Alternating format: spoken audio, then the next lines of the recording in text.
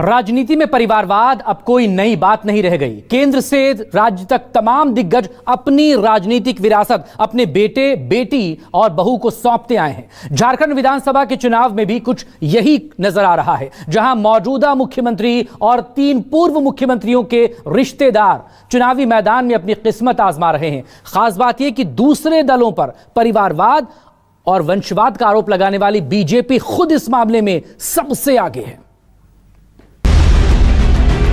परिवारवादी पार्टियों के चेहरे अलग हो सकते हैं, लेकिन चरित्र एक ही होता है, एक झूठ, दूसरा लूट।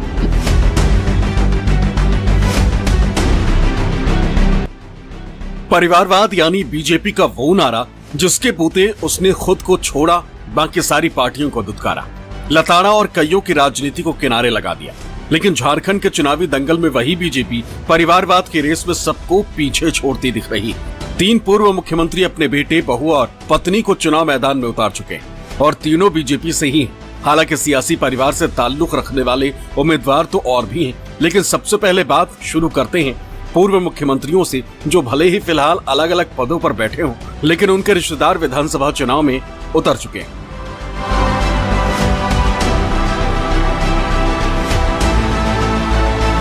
चालीस साल के बाबूलाल सोरेन पूर्व मुख्यमंत्री चंपई सोरेन के बेटे, जिन्हें बीजेपी ने झारखंड की घाटशिला सीट से उम्मीदवार बनाया। चंपई सोरेन झारखंड मुक्ति के दिग्गज नेता रहीं, लेकिन मुख्यमंत्री पद से हटाए जाने के बाद वो बीजेपी में शामिल हो गए।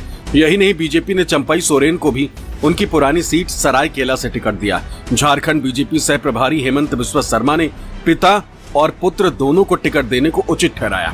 दलील ये कि इसी वादे के साथ चंपई सोरेन बीजेपी में शामिल हुए। मतलब ये कि बीजेपी ने चंपई सोरेन को अपने पाले में लाने के लिए परिवारवाद के मुद्दे को किनारे रख दिया। चंपई सोरेन के बेटे बाबूलाल सोरेन को घाटशिला से टिकट दिए जाने से बीजेपी के कई स्थानीय कार्यकर्ता नाराज हैं, जिसका खामियाजा बीजेपी को भुगतना पड़ सकता है। घाटशिला से बाबूलाल सोरेन का मुकाबला झारखंड मुक्ति मोर्चा के मौजूदा विधायक रामदास सोरेन से है। 2019 के विधानसभा चुनाव में रामदास सोरेन ने अपने प्रतिद्वंदी बीजेपी उम्मीदवार को 7000 वोटों से हराया था।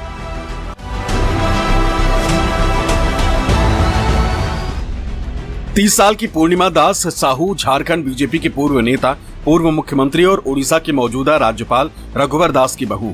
विपक्षी दलों का आरोप है कि रघुवर दास ने अपने संवैधानिक पद की मर्यादा का उल्लंघन करते हुए जमशेदपुर पूर्व से उम्मीदवार अपनी बहू पूर्णिमा दास साहू के लिए प्रचार किया। जमशेदपुर पूर्व सीट पहले रघुवर दास के पास थी। हालांकि 2019 में वो वहां से बीजेपी के बागी से निर्दलीय उम्मीदवार बनकर चुनाव लड़े। सरयू राय से करीब 15,000 वोटों से हार गए थे। रघुवर दास की बहू पूर्णिमा दास साहू का मुकाबला कांग्रेस के अजय कुमार से है, जो कांग्रेस के झारखंड इकाई के मुखिया और जमशेदपुर से सांसद रह चुके हैं। पूर्णिमा दास के मुताबिक वो रघुवर दास की विरासत को आगे बढ़ा रही।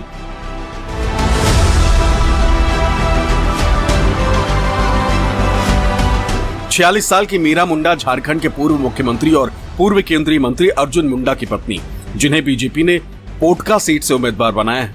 कोल्हान यूनिवर्सिटी से पीएचडी की उपाधि हासिल कर चुकी मीरा मुंडा ने अपने हलफनामे में अपनी पहचान कई परिवहन कंपनी, बिजली के सामान और फर्निशिंग कंपनियों में एक व्यावसायिक भागीदार के रूप में बताई है। हालांकि मीरा मुंडा 1999 से बीजेपी में सक्रिय है। 2019 के विधानसभा चुनाव में पोटका सीट पर झारखंड मुक्ति मोर्चा के संजीव सरदार ने बीजेपी के मेनका सरदार को लगभग 50,000 वोटों से हराया था। 53 साल के शत्रुघ्न महतो उर्फ शरद महतो बाघमारा से 3 बार के बीजेपी विधायक रहे ढुल्लू महतो के बड़े भाई।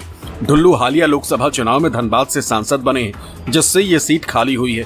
अब उन्होंने अपनी सीट बाघमारा से अपने बड़े भाई शत्रुघ्न को मैदान में उतारा।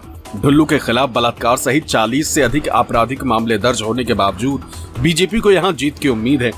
2019 में ढुल्लू ने बाघमारा में अपने कांग्रेस प्रतिद्वंदी के खिलाफ 800 वोटों से जीत हासिल की थी।